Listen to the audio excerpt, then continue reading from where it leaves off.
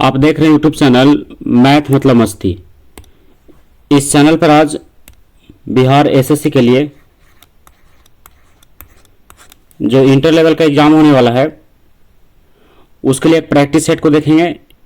यह test series जो है रुक्मणी प्रकाशन से लिया गया है और यह रुक्मणी प्रकाशन का सेट नंबर 18 है और इस वीडियो को पहले तक सेट नंबर 17 कंप्लीट किया जा चुका है, जो 1 से लगातार 17 तक कंप्लीट किया गया है। और ये पूरा 17 जो इसका टेस्ट सीरीज है ये आपको इसी चैनल पर बड़े आसानी से प्लेलिस्ट में मिल जाएगा। तो चलिए शुरू करते हैं। Test series 18। आपको इसमें पता होगा कि इसमें टोटल टेस्ट सीरीज की संख्या 24 है, जिसमें आज 18 को हम लोग देखेंगे। और इस वीडियो में हम लोग केवल जीके और जीएस वाले प्रश्न को देखेंगे और बाकी जो प्रश्न है इसका मैथ का और रीजनिंग का उसके लिए अलग से वीडियो होगा। और इसी चैनल पर मैथ और रीजनिंग का वीडियो भी शुरू किया जा चुका है, आप जाकर के उससे भी जुड़ सकते हैं। तो चलिए शुरू करते हैं। आज का क्वेश्चन नंबर पहला, ये टेस्ट सीरीज है 18वां। तो चलिए शुरू करते हैं आज का पहला प्रश्न।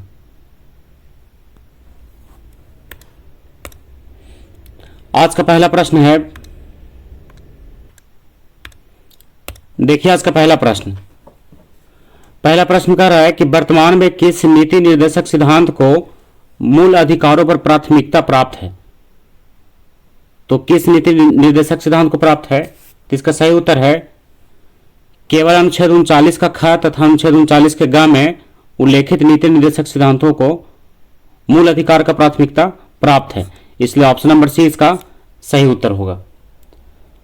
अब ये दूसरा प्रश्न में, आत्मनिर्भर हस्तशिल्पकार योजना किस मंत्रालय के अंतर्गत शुरू किया गया है। तो किस मंत्रालय के अंतर्गत शुरू किया गया है, इसका सही उत्तर है पूर्वोत्तर क्षेत्र विकास मंत्रालय, यानी ऑप्शन नंबर डी सही है, पूर्वोत्तर क्षेत्र विकास मंत्रालय।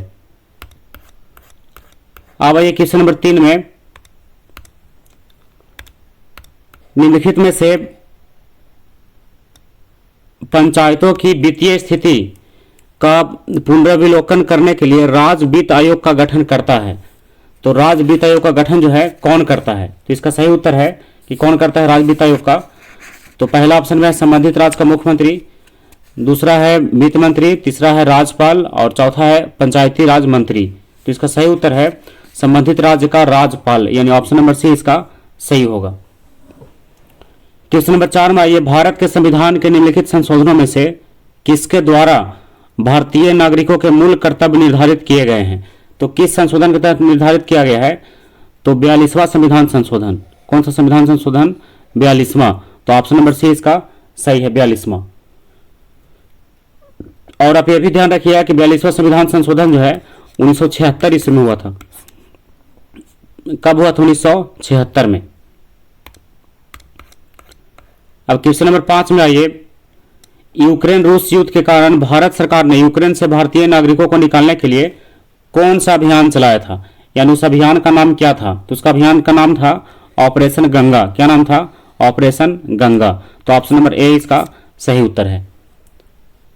6 में है कि वार्सो किस देश की राजधानी है, वार्सो। तो वार्सो जो है पोलैंड की राजधानी है, कहाँ की, पोलैंड। तो ऑप्शन नंबर बी इसका सही है, पोलैंड। अब आइए 7 में, किस देश की समाचार एजेंसी क्योडो है, यानी क्योडो जो है कहाँ के समाचार एजेंसी का नाम है। तो कहाँ का समाचार एजेंसी है, जापान का। कहाँ का, जापान का। तो ऑप्शन नंबर सी इसका सही है, जापान, क्योडो जापान। अब 8 में, ये संसार में ताजे पानी की सबसे बड़ी झील का नाम बताना है। तो क्या नाम है उसका, लेक सुपीरियर। तो ऑप्शन नंबर डी सही है, लेक सुपीरियर। यह ताजे पानी की सबसे बड़ी झील है और इसका क्षेत्रफल जो है 82,100 किलोमीटर स्क्वायर में फैला हुआ है। ये 82,100 किलोमीटर स्क्वायर। और यह है कहाँ, ये अमेरिका में है। कहाँ है, अमेरिका। क्वेश्चन नंबर 9 में आइए, विश्व का सबसे छोटा पक्षी का नाम क्या है, हमिंग बर्ड। क्या नाम है उसका, हमिंग बर्ड। तो ऑप्शन नंबर सी सही है, हमिंग बर्ड। अब 10 में आइए, निम्नलिखित में से भारत पर पहली बार आक्रमण करने वाले तुर्क कौन थे? तो कौन थे? अरब के थे। कहां के थे? अरब। तो ऑप्शन नंबर सी सही है, अरब। 11 में आइए, मुस्लिम लीग का गठन कब किया गया? तो इसका गठन कब किया गया था? 1906 में। कब किया गया था? 1906। तो ऑप्शन नंबर इसका सी जो है सही है, 1906। अब क्वेश्चन नंबर 12 में देखिए, रिक्टर स्केल का प्रयोग किसके मापन के लिए किया जाता है? तो रिक्टर स्केल जो है किसके लिए प्रयोग किया जाता है? तो जो प्रयोग किया था किसके लिए? भूकंप के लिए। तो ऑप्शन नंबर सी सही है, भूकंप। पानीपत की तीसरी लड़ाई किस वर्ष हुई? तो कब हुआ था? 1761 में। 1761। तो ऑप्शन नंबर डी इसका सही है, 1761। अब आइए क्वेश्चन नंबर 14 में, अप्रैल 2023 में जारी जल शक्ति मंत्रालय द्वारा भारत में जल स्रोतों की गणना की रिपोर्ट में सर्वाधिक जल स्रोतों की मात्रा किसमें बताया गया है? तो किसमें बताया गया है? तालाब में। तो ऑप्शन नंबर ए सही है, तालाब। अब 15 में आइए, किस संविधान संशोधन द्वारा मतदान की आयु घटा करके 21 से 18 कर दिया गया है? तो किस संशोधन के तहत? तो 61वां संविधान संशोधन के तहत, जो कब हुआ था? 1989 में हुआ था। कब हुआ था? 1989। 16 में है, निम्न में से कौन सा ग्रह पृथ्वी से सबसे दूर है? तो पृथ्वी से सबसे दूर कौन है? शुक्र है। कौन है? शुक्र। तो ऑप्शन नंबर इसका सही है, कौन सा? ए सही है, शुक्र। अब 17 में आइए, पटना में गुरु गोविंद सिंह का जन्म किस वर्ष में हुआ था? तो किस वर्ष में हुआ था? 1666 में। कब? 1666। और गुरु गोविंद सिंह जो है सिख धर्म के 10वें गुरु थे और सबसे अंतिम गुरु थे। 10वें गुरु थे और अंतिम गुरु थे। उनके बाद से गुरु की परंपरा जो है सिख धर्म में समाप्त हो गया है। अब 18 में आइए, कांग्रेस सोशलिस्ट पार्टी का गठन कब हुआ? तो कांग्रेस सोशलिस्ट पार्टी का गठन कब हुआ था? 1934 में। 1934। तो ऑप्शन नंबर सी इसका सही, 1934। क्वेश्चन नंबर 19 है, बिहार के पटना में 16 अप्रैल 1930 के नमक सत्याग्रह का नेतृत्व किसके द्वारा किया गया था? किसके द्वारा किया गया था? अंबिका कांत सिंह द्वारा। किनके द्वारा? अंबिका कांत सिंह। तो ऑप्शन नंबर सी सही है, अंबिका कांत सिंह। अब क्वेश्चन नंबर 20 में आइए, बिहार राज्य का नाम निम्नलिखित में किसके कारण बिहार पड़ा है? तो किसके कारण बिहार पड़ा है? बौद्ध विहार के कारण। किसके कारण? बौद्ध विहार के कारण बिहार का नाम जो है बिहार पड़ा है। बांग्लादेश का उदय कब हुआ? तो कब हुआ था? 1971 में। तो ऑप्शन नंबर बी है, 1971। उस समय भारत के प्रधानमंत्री कौन थे? इंदिरा गांधी। कौन थे? इंदिरा गांधी। अब आइए 22 में, विक्रम साराभाई अंतरिक्ष केंद्र कहां है? तो ये कहां है? यह तिरुवनंतपुरम में। कहां है ये? तिरुवनंतपुरम। तो ऑप्शन नंबर सी इसका सही है, तिरुवनंतपुरम। क्वेश्चन नंबर 23 है कि पिनाक क्या है? पिनाक क्या है? तो पिनाक क्या है? पिनाक एक मल्टी बैरल रॉकेट लॉन्चर है। तो ऑप्शन नंबर सी सही है, multi barrel rocket launcher. Option number C इसका देखिए, ये सही है इसका। अब ये क्वेश्चन नंबर 24 में, तो 24 का प्रश्न है, ज्ञानपीठ पुरस्कार निम्नलिखित में से किस क्षेत्र में विशिष्ट योगदान के लिए दिया जाता है? तो किस क्षेत्र में दिया जाता है? साहित्य में। तो ऑप्शन नंबर सी सही है, साहित्य। भारत में पहली बोलती फिल्म का नाम बताना है। तो पहली बोलती फिल्म का नाम क्या था? आलम आरा। क्या नाम था? आलम आरा। और पहली बोलती फिल्म आलम आरा। 26 में आइए, निम्नलिखित में से नृत्य का शास्त्रीय रूप कौन सा है? तो नृत्य का शास्त्रीय रूप कौन सा है? मणिपुरी। कौन सा है? मणिपुरी। तो ऑप्शन नंबर ए इसका सही है, मणिपुरी। अब 27 में आइए, अंतर्राष्ट्रीय मुद्रा कोष यानी IMF की स्थापना किस सम्मेलन में हुई थी? तो किस सम्मेलन में हुआ था IMF की स्थापना? बर्लिन सम्मेलन, ब्रेटन वुड्स सम्मेलन, लंदन सम्मेलन या रोम सम्मेलन? तो कब हुआ था?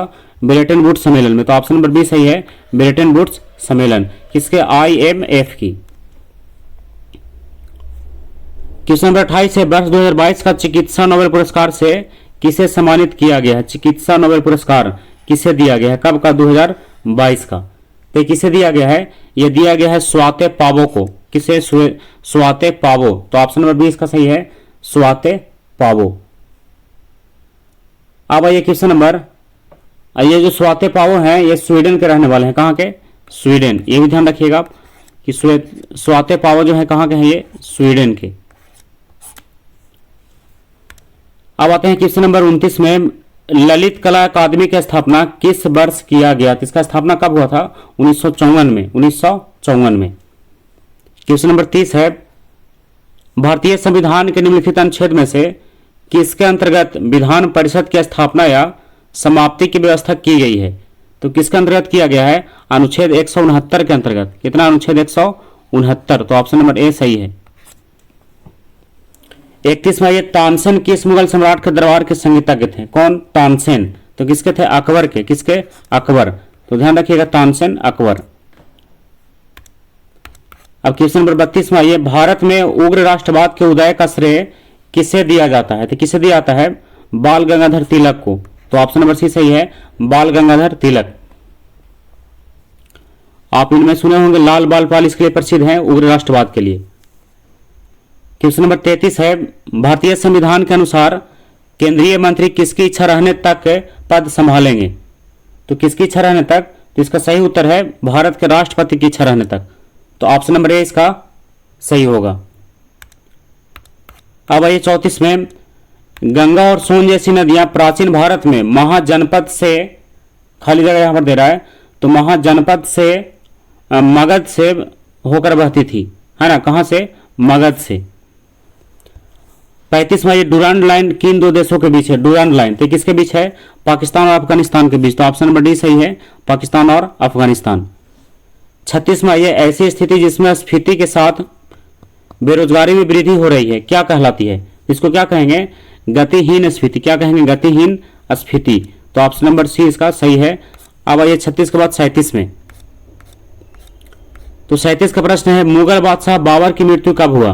तो बाबर की मृत्यु कब हुआ था? कहां हुआ था? तो कहां हुआ था? आगरा में। कहां हुआ था? आगरा में। बाबर की मृत्यु कब हुआ? आगरा में। अब आते हैं क्वेश्चन नंबर, अच्छा ये आगरा में हुआ तो कब हुआ? 1530 ईस्वी में हुआ। ये भी ध्यान रख सकते हैं, कब हुआ? 1530 में। 38 में, हॉकी की एक टीम में कितने खिलाड़ी होते हैं? तो कितने खिलाड़ी होते हैं? 11। तो ऑप्शन नंबर सी सही है, 11। और क्रिकेट में, फुटबॉल में, हॉकी में, तीनों में खिलाड़ियों की संख्या 11 ही होता है। ये ध्यान रखिएगा, क्रिकेट, फुटबॉल और हॉकी। 39 है, the little book of Joy. The little book of Joy नामक पुस्तक के लेखक कौन है? तो इसके लेखक कौन है? तो इसके लेखक का नाम है डेसमंड टुटू और दलाई लामा, दोनों को मिलकर के लिखा गया है। दोनों ने मिलकर के लिखा है इसको। किसने? डेसमंड टुटू ने और दलाई लामा ने। अब आइए क्वेश्चन नंबर 40 में, भारतीय कृषि अनुसंधान संस्थान जो है ये कहाँ है? तो ये कहाँ है? नई दिल्ली में। कहाँ है? नई दिल्ली। अब चलिए 41 में, गुजरात में आयोजित 36वां राष्ट्रीय खेल 2022 में शुभंकर क्या था? तो शुभंकर क्या था? सावज था। क्या था? सावज। तो ऑप्शन नंबर बी सही है, सावज। 42 में, ये सांसद के चुनाव के लिए मतदाता की न्यूनतम आयु कितनी होनी चाहिए? तो सांसद के चुनाव के लिए मतदाता की पूछ रहा है, तो मतदाता कितना होना चाहिए? 18। तो मतदाता का तो हर क्षेत्र में 18 ही होना चाहिए, लेकिन सांसद में खड़ा होने के लिए कितना होना चाहिए? कम से कम 25 होना चाहिए। और भी अनेक शर्त है, लेकिन आयु में कितना? 25। 43 में, ये 1857 के विद्रोह के दौरान भारत का गवर्नर जनरल कौन था? तो उसमें भारत का गवर्नर जनरल कौन था? Lord Canning. कौन था? Lord Canning. तो ऑप्शन नंबर बी सही है, लॉर्ड कैनिंग। कब? 1857 के विद्रोह के समय। 44 में है, बुद्ध किस वंश से संबंधित? तो किस वंश से थे? शाक्य वंश से। किस वंश से? शाक्य। तो ऑप्शन नंबर सी सही है, शाक्य। अब आइए 45 में, हाल ही में the poverty of political economy नामक पुस्तक किसके द्वारा लिखा गया है? पुस्तक का नाम एक बार फिर से देख लीजिए, the poverty of political economy. इसके लेखक कौन है? इसके लेखक हैं मेघनाथ देसाई।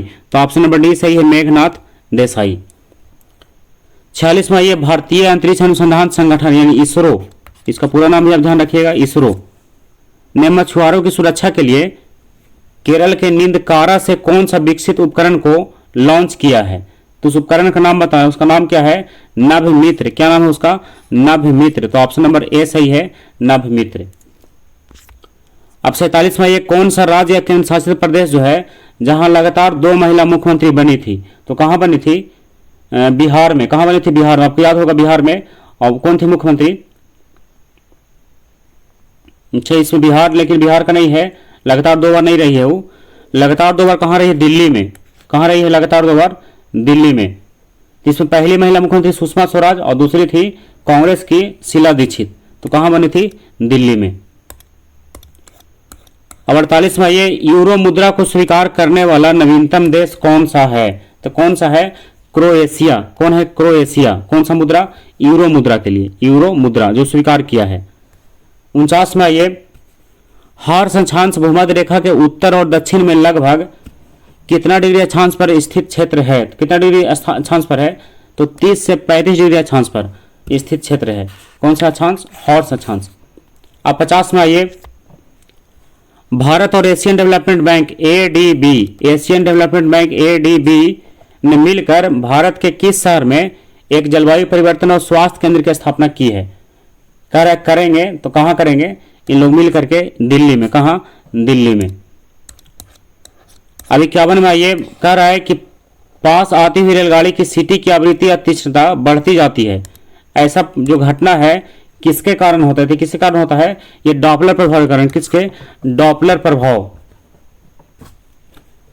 तो डॉपलर प्रभाव कब दिया गया था? 1842 में डॉपलर के द्वारा दिया गया था। कब? 1842 में। अब आइए क्वेश्चन नंबर 52 में, बर्फ के 2 टुकड़े को आपस में दबाने पर टुकड़े चिपक जाते हैं, तो इसका कारण क्या है? इसका कारण है कि दाब अधिक होने से बर्फ का गलनांक जो है घटने लगता है। तो ऑप्शन नंबर ए सही है।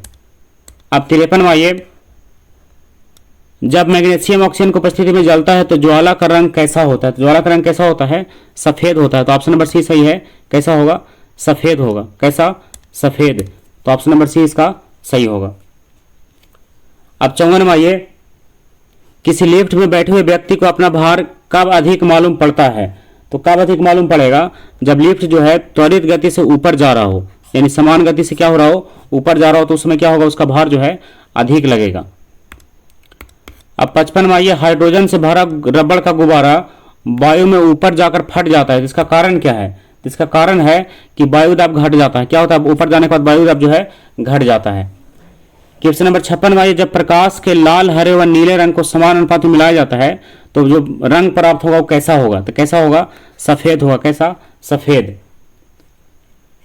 क्वेश्चन नंबर 57 है, माध्यम के तापमान में वृद्धि के साथ प्रकाश की गति क्या होती है? प्रकाश की गति वैसी ही रहती है। कैसी रहती है? जो पहले थी वैसे ही रहेगी। 58वां, ये रडार का उपयोग निम्न में से किस लिए किया जाता है? तो रडार का उपयोग किस लिए किया जाता है? तो किया जाता है जहाजों, वायुयानों आदि को ढूंढने और मार्ग दिखाने के लिए। तो ऑप्शन नंबर बी सही है। रडार का उपयोग जहाज या वायुयान को ढूंढने के लिए, तो फिर उसको मार्ग दिखाने के लिए। 59वां, ये कह रहा है कि पोषण की उस प्रणाली में जिसमें जीव किसी मृत एवं विघटित जैविक पदार्थों से पोषक तत्व प्राप्त करते हैं, उसे मृत जीवी पोषण प्रणाली कहा था। उसे क्या कहा था? मृत जीवी पोषण प्रणाली। तो ऑप्शन नंबर सी इसका सही है। अब 60वां, निम्नलिखित द्रव्यों में से कौन सा ऊष्मा का बहुत अच्छा चालक है? तो कौन सा ऊष्मा का अच्छा चालक है? पारा। कौन सा होगा? पारा। अब 61वां, ये नीला थोथा का रासायनिक नाम क्या है? तो नीला थोथा का रासायनिक नाम है कॉपर सल्फेट। तो ऑप्शन नंबर ए सही है, कॉपर सल्फेट। अब 62 में देखिए, पानी का अधिकतम घनत्व किस तापमान पर होता है? तो पानी का जो अधिकतम घनत्व है वो +4 डिग्री सी पर होता है। कितना डिग्री पर? +4 डिग्री सी पर। प्लस आप ध्यान रखिएगा। नाभिक की द्रव्यमान संख्या है, तो नाभिक की द्रव्यमान संख्या जो है नाभिक में न्यूक्लियनों की संख्या के बराबर होता है। किसके संख्या के बराबर? नाभिक में न्यूक्लियनों की संख्या के बराबर। वो आपको पता होगा कि नाभिक में कौन रहता है? प्रोटॉन और न्यूट्रॉन। तो यही किसी के संख्या के बराबर क्या होता है? द्रव्यमान संख्या होता है।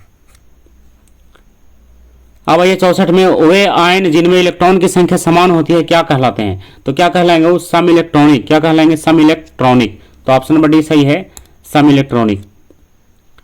अब 65 में, ये वायु में किस गैस की मात्रा सबसे अधिक है? तो किसकी मात्रा सबसे अधिक है? नाइट्रोजन की। किसकी? नाइट्रोजन की। और कितना परसेंट है? 78% है। कितना परसेंट? 78। 66 है, निम्नांकित में कौन कठोरतम धातु है? तो 66 में कह रहा है कि कठोरतम धातु कौन सा है? तो इसमें सबसे कठोरतम कौन है? प्लेटिनम है। कौन है? प्लेटिनम। तो ऑप्शन नंबर इसका सही है, सी प्लेटिनम। और विश्व में सबसे कठोर पदार्थ किसे माना गया है? तो विश्व में सबसे कठोर पदार्थ है हीरा। कौन है? हीरा। अब आइए 67 में, प्रतिवर्ती क्रियाओं का नियंत्रण केंद्र कहाँ है? तो इसका नियंत्रण केंद्र कहाँ है? इसका नियंत्रण केंद्र है कहाँ? ऑप्शन नंबर सी सही है, कशेरुक रज्जु में। कहाँ है? कशेरुक रज्जु में। तो प्रतिवर्ती क्रियाओं का नियंत्रण केंद्र कहाँ है? कशेरुक रज्जु में। 68 में ये, निम्न में से कौन एक मानव निर्मित गेहूं है? तो इसमें से मानव निर्मित गेहूं कौन है? ट्रिटिकेल। क्या नाम है उसका? ट्रिटिकेल। तो ऑप्शन नंबर बी सही है, ट्रिटिकेल। अब 69 में आइए, चूना यानी CaO2 का होल 2 हवा में किसके साथ धीरे धीरे प्रतिक्रिया करता है ताकि दीवारों पर कैल्शियम कार्बोनेट की पतली परत बन सके? तो किसके साथ करता है? कार्बन डाइऑक्साइड के साथ। तो ऑप्शन नंबर डी सही है, कार्बन डाइऑक्साइड। इस क्वेश्चन को आप एक तरह से और इसमें देखे होंगे, पूछा जाता है कि पेंट मतलब चूना से पुताई करने के बाद उसमें चमक आने का कारण क्या है? तो चमक आने का कारण यही है, कैल्शियम कार्बोनेट का बनना। और ये किसके कारण बनता है ये पूछ रहा है, तो वायुमंडल के कार्बन डाइऑक्साइड से अभिक्रिया करके कैल्शियम कार्बोनेट का निर्माण करता है। ध्यान रखिएगा। 70 है, फूलगोभी का खाने योग्य भाग कौन सा होता है? तो खाने योग्य भाग का नाम क्या है? तो उसको कहेंगे हम लोग पुष्पकर्म। क्या कहेंगे? पुष्पकर्म। तो ऑप्शन नंबर डी सही है, पुष्पकर्म।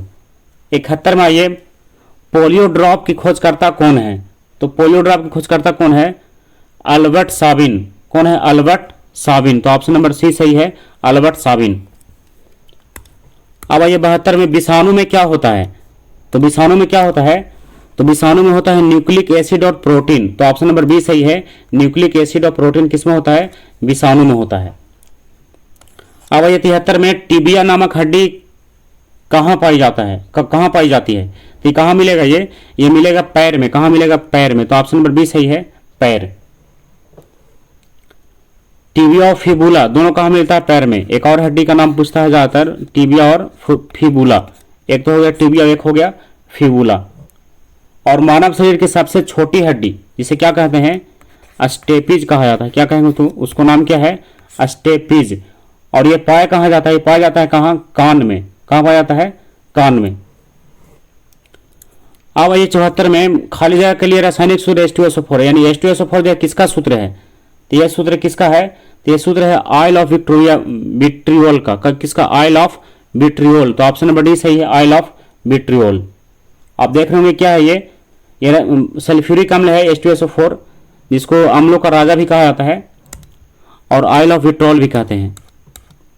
अब आज का लास्ट प्रश्न क्वेश्चन नंबर 75 है, आलू किस कुल से संबंधित है? तो आलू किससे संबंधित है? सोलेनेसी कुल से। किस कुल से? सोलेनेसी। तो ऑप्शन नंबर ए सही होगा क्वेश्चन नंबर 75 का, ऑप्शन नंबर ए, सोलेनेसी। आलू का कुल क्या है? सोलेनेसी। अब आज का जितना प्रश्न था सेट नंबर कितना का? 18 का जीके और जीएस का प्रश्न है। जीके और जीएस का 1 से लेकर के 75 तक वो सारा प्रश्न जो है क्लियर हो गया है। आप केवल इसमें मैथ और रीडिंग का बच रहा है, तो उसके लिए अलग से वीडियो होगा। तब तक के लिए आप इसको रिवीजन कीजिएगा और अगला सेट आएगा इसी का सेट नंबर 19। तब तक के लिए